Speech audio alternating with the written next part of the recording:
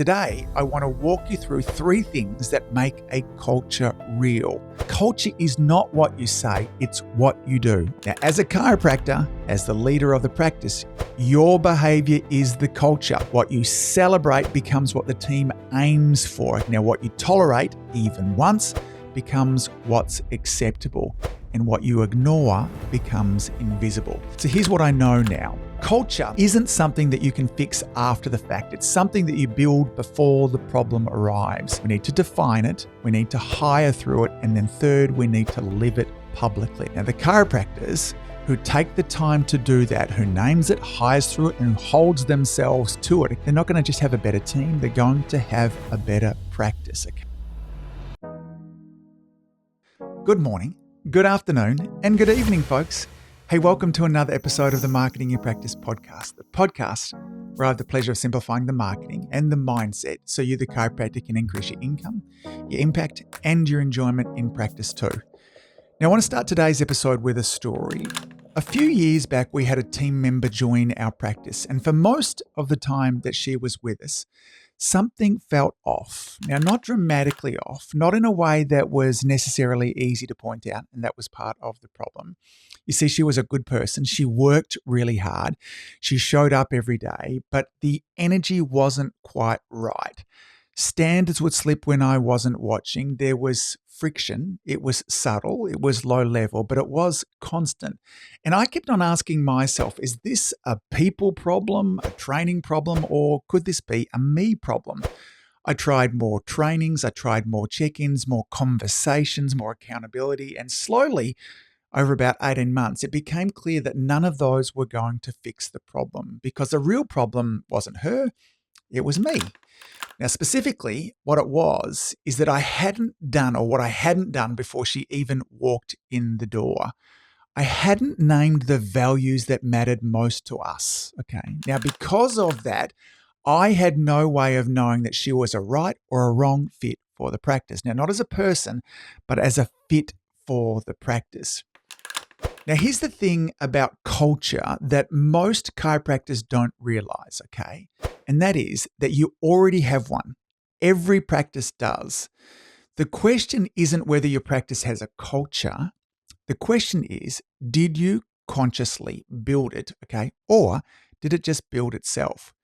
Because if you haven't deliberately defined your culture, your team, okay, is going to have defined it for you. And they've defined it based on what gets tolerated, what gets celebrated, and what gets ignored. And let me say that again. They've defined it based on what gets tolerated, what gets celebrated, and what gets ignored. It's not the posters that you have on the wall. It's not the mission statement on your website there. It's what actually happens when you're not in the room. Now, let me give you a way to think about this, okay? Think about a petri dish for a moment. 2 petri dishes, same bacteria, different conditions inside each one. In one, the conditions are right and the bacteria multiplies. It thrives. In the other, the conditions aren't right. Nothing grows or the wrong things do. Culture works exactly the same way. The conditions that you create in your practice, the standards, the behaviors, the things that you're willing to accept, okay, those conditions determine what grows and what doesn't. Now, when you get the conditions right, the right things thrive. Now, leave them unrefined and you get nothing, or you get whatever is already in the air. Now, a great culture doesn't happen by accident. It needs to be designed. And most chiropractors, through no fault of their own, have never sat down and actually designed theirs. Now, this is exactly what the Chiropractic Culture Code is all about. And today, I want to walk you through 3 things that make a culture real. Not aspirational, not a written poster on the wall, but actually real. Now, part number 1 is that you need to define it. Now, most practices have values, but almost none have named them. And there's a critical difference, folks, between values that live in your head and values that are written down, spoken out loud, and used as a filter. Now, values only become culture when they're tested, when you have to choose between what's convenient and what you actually stand for. So the first question to ask yourself is this: what do you refuse to compromise on? Not what sounds good. What is it that's actually a non-negotiable in your practice? What behavior from your team, from yourself, will you not tolerate being absent? Now, in terms of how many, aim for 3 to 5, okay? No more than that. Because if everything is a value, then nothing is, okay? You can't have 9 or 10 important things. When you get to 10, what you actually have is a list of nice words, not a culture. Now, let me give you some examples to get you thinking. So, a family-focused, nerve system-first practice might land on things like warmth and education and consistency. But here's the thing. A value without a behavior attached to it is just a word, okay? Let me say that again. A value without a behavior attached to it is just a word. So warmth means nothing unless you say what warmth actually looks like in your practice. So again, let's go back to the example before. In a family practice, warmth might look like this. Every child who walks in, especially a nervous one, is greeted by name before they reach the front desk. Every parent feels like the team already knows their family. Now, that's warmth. It's not a feeling. Now, as a behavior, that's what it looks like. So if we looked at a musculoskeletal or a sports-focused practice, they might land on values like this: excellence, accountability, energy. And excellence in practice might look like this: every patient leaves knowing exactly what they're working on and why. Not a rushed adjustment and out the door. A clear, confident explanation of what changed today and what we're building towards. Now, that's excellence, not as a concept, but as a standard. And this, gang, is what makes values real, not a word on a page, but the behavior in the room. Now, important to realize, neither of those is right or wrong. Values, folks, aren't universal. They're very, very personal. They reflect what your practice is actually standing for and who it's for as well. Now, here's a simple way to help you find your values. Think about the best team member you've ever had. Now, not the most qualified, but the best. The one who made the practice feel right when they were actually in it. Now, what did they actually do that made them great? The answer to that question, the specific behaviors, those are probably your values in action. Now, here's also equally as important. Flip it the other way. Think about team friction that cost you over the years, the situations that drained you most of energy, okay? The moments where something felt fundamentally wrong. What was missing in those moments? That absence, that's values too. Now, part 2, what we need to do is we should hire through our values. Now, this is where the story comes back. When we hired the team member that I was talking about at the beginning of this episode, we were under pressure. We needed somebody. Now, she was the best of the candidates in front of us. And the things that made her a questionable fit for the practice were visible even then, but we did not have a filter. We had a gut feeling, but we also told ourselves, no, she'll be right. We didn't have our values written down as a set of questions to run every candidate through. Now, here's the truth. Your culture is set in hiring, not as training. Let me say that again. Your culture is set at hiring, not at training. Now, you can train skills, but it's very, very difficult, if not impossible, to train values. And when you hire somebody who isn't a culture fit, even if they're a great person, even a hard worker, then you're setting yourself up for exactly the kind of slow, grinding friction that I experienced for 18 months. Now, I know what some of you are likely to be thinking right now is, Angus, that sounds great, but I already have a team and I'm not about to hire somebody. So what do I do with the people that I already have, okay? Now, this is probably the most important question in this entire episode, so let me address it directly. Clarifying your values is not an accusation, it's an invitation. So when you sit down with your team and you say, here's what the practice stands for, here's what we're building, here's what matters to us, most people will lean in, okay? Most people want clarity. They want to know what good or even great looks like, okay? They want to understand what they're being asked to be a part of. So the first step, folks, isn't a performance review. I've made that mistake. It's a conversation. It's about bringing your team together, sharing your values and explaining what each one of these looks like in action. Remember, we have to share the behaviors along with the value. Ask them what they think, involve them in it, let them add to it. Now, for most of your team members, naming the culture will be a tremendous sense of relief. It'll give them something to aim for because it removes uncertainty. But, and this matters, okay, sometimes you're going to have a team member who can't or won't align with the values that you've named. And if that happens, you're going to know quickly, because when values are visible, misalignment becomes visible too. And that's not a crisis. What this actually is this is information, okay? And acting on that information with clarity, with care, and without letting it drag on for 18 months, as I did, that's leadership, folks. All right, let's come back to hiring. Now, once your values are defined, turning them into interview questions is really straightforward. The key here is to ask for evidence, not opinions. Anyone can say, hey, I'm honest or I'm a team player. But when you ask for a real story, you're learning something that a resume will never tell you. So let me give you an example here. One of the values in Lauren's practice is customer service. Specifically, it's going above and beyond. It's not about just doing the job. It's not about just being helpful. It's about going above and beyond what's expected. So in our interviews, one of the questions that we ask is really simple. Can you give me an example of a time that you went above and beyond for a customer or a client? Now, most people will give you a decent answer to this question, okay? But decent isn't what we're looking for. You're looking for an answer that tells you this person already lives this value before they even walked into the practice. Now, I can remember I was there at the time we interviewed this young woman. She was 17 years old and she'd been working at a supermarket. And she told us about a customer who came in one day who was looking for a really specific cake mix. Now, they didn't end up having this cake mix in stock, but as the customer was explaining that, she mentioned why she needed it, okay? It was a cake mix that her mother used to make, and her mother had recently just passed away. And she wanted to make it one more time in her mother's memory. Now, most people at that point would say, I'm sorry, we don't have the cake mix in stock.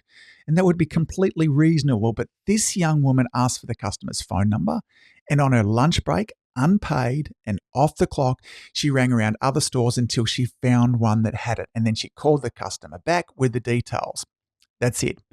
That's the whole story. But in that moment, we knew that this was somebody who understood what it meant to go above and beyond, not just as a phrase, not as an interview answer, but as a way of being. Now, here's the thing, okay? You cannot coach an answer like that. You can't fake a story like that. Either you did it or you didn't. And that's the power of asking for evidence instead of opinions. Now, when your values aren't clear, as mine weren't in the story I talked about before, okay, you're not able to come up with these sorts of questions and you don't bring these kinds of stories out from people. But when your values are clear, you know exactly what you're listening for, okay? And when you hear it, you know. Your values become a scorecard. And every candidate gets run through the same filter. And when you're hiring under pressure, which we all do sometimes, that filter is the one thing that saves you, okay, from 18 months of friction, okay, that could have been avoided like we went through. Now, part 3 after the hiring is we need to live it publicly, okay? Culture is not what you say, it's what you do. I'm going to say that again. Culture is not what you say, it's what you do. Now, as a chiropractor, as the leader of the practice, your behavior is the culture. What you celebrate becomes what the team aims for, okay? Now, what you tolerate, even once, becomes what's acceptable. And what you ignore becomes invisible. Now, this is where most chiropractors get stuck because it's easy to write values down. It's harder, though, to actually use them out loud in the moment in front of your team. So, let me make this concrete. When you see a value being lived, it's important that you name it. Don't just say, great job today. That's nice, but that's not what builds culture. Instead, connect the behavior to a value. So one of your values is warmth, and you watch a CA kneel down and talk to a nervous 5-year-old at eye level before their first adjustment. You stop. You pull them aside later and you say this, what you did with that little girl this morning, that's exactly what warmth looks like in this practice. That's who we are. thank you, okay? Now they know not just that she did something good, but why it mattered also, okay? Now, when you do this, you're much more likely to have a staff person do this again and again. Now, if one of your values was accountability and a team member comes to you and says, hey, listen, I dropped the ball on the recall. I should have followed somebody up soon, okay? Now, don't brush that past. Acknowledge the honesty. I appreciate you owning up to that. That's accountability. That's exactly the standard I want us to hold ourselves to. Now, what you've done here, if you've made it safer to be honest, and safer to be honest means fewer problems get hidden. And when a value is being violated, you also need to address it in the same way, not harshly, not as a punishment, but you need to do it really, really clearly. So again, if consistency is a value and your team member is cutting corners on your patient check-in process or something similar to that, don't just say, hey, listen, can you make sure that you do that properly? Connect it. Say something like this. Hey, the reason this matters is consistency, okay? Every patient who walks through here deserves the same experience, okay? That's something that I'm not willing to compromise on. Can we talk about what got in the way of that today? Now, that type of conversation does two things. One, it protects the standard, and it tells your team member that that standard exists for a reason, not because it's a rule, but because it's a value. And finally, okay, your values have to apply to you too. And this gets uncomfortable for a lot of us as chiropractors, because if accountability is a value and you're 20 minutes late to team meetings, if excellence is a value and you're rushing through adjustments when your schedule gets full, if warmth is a value and you're short with your CA at the end of a long day, then your team sees that, okay? And what they see overrides everything that you've written down. You see, culture flows from the top. And the most powerful thing you can do as a leader is to hold yourself to the same standard that you're asking everybody else. This is not a burden. This is credibility. And that credibility is what makes everything else work. All right, let's make this practical. 3 things, one for each part of the framework that we've discussed today, all completable this week. Now, number 1 is define your values. Set aside 20 minutes, ask yourself 2 questions. What would I never compromise on in this practice? And 2, what behavior, if it disappeared from my team tomorrow, would make the practice feel fundamentally wrong? Write down 3 to 5 words, okay? Then write 1 sentence next to each one that says what it looks like in action. Not a dictionary definition, but just a real behavior, something observable. That's your first draft, okay? It does not have to be perfect. It just needs to be shared. So, number 2, what you're going to do is you're going to prepare for a conversation with your team. Now, you do not need to have everything figured out before you bring this to your team. In fact, bringing it to them and having them be part of the process is what's best here. Plan a team meeting, even a short one, where you share what you've come up with and ask for their input. Frame it really simply. You could say something like this. Hey, look, I've been thinking about what the practice stands for, and here's what I've come up for. I want to hear what you think is missing. Now, that conversation will tell you a lot about your values and about your team.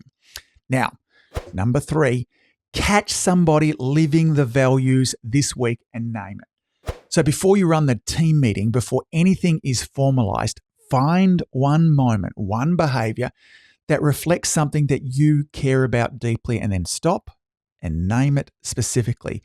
Connect the behavior to the value. And that's how culture moves from something written down to something that's actually felt amongst the team. All right. So let me bring this all back to where we started, okay? 18 months, low-level friction, slipping standards, that constant background sense that something wasn't quite right. Now, at the time, I thought it was a people problem. And in a way, it was, okay? But not the way that I thought. The real problem was me, because I had values, okay? Genuine, non-negotiable things that I cared about deeply. I just hadn't written them down, okay? I hadn't turned them into a filter. I hadn't made them visible to myself or to anyone I was considered bringing into the practice. And so when we hired under pressure, okay, we hired without them. And a great person, a genuinely good human being, spent 18 months in an environment that was not right for her. And I spent 18 months trying to fix a culture problem with training solutions. So here's what I know now. Culture isn't something that you can fix after the fact. It's something that you build before the problem arrives. We need to define it. We need to hire through it. And then third, we need to live it publicly, okay? Now, the chiropractors who take the time to do that, who names it, hires through it, and who holds themselves to it, okay, they're not going to just have a better team. They're going to have a better practice, okay, and a much easier 18 months than I did. All right, folks, that's it for today. Thanks for all that you do. Keep saving lives, and I look forward to seeing you back here next week. Bye. If you've enjoyed listening to this podcast, you have to come and check out my Community Influencer Program. It's my monthly coaching program where we take all this material and I'll work with you to help you apply it, implement it, and systemize it. The Community Influencer Group Coaching Program is designed to help you increase your practice income, impact, and enjoyment.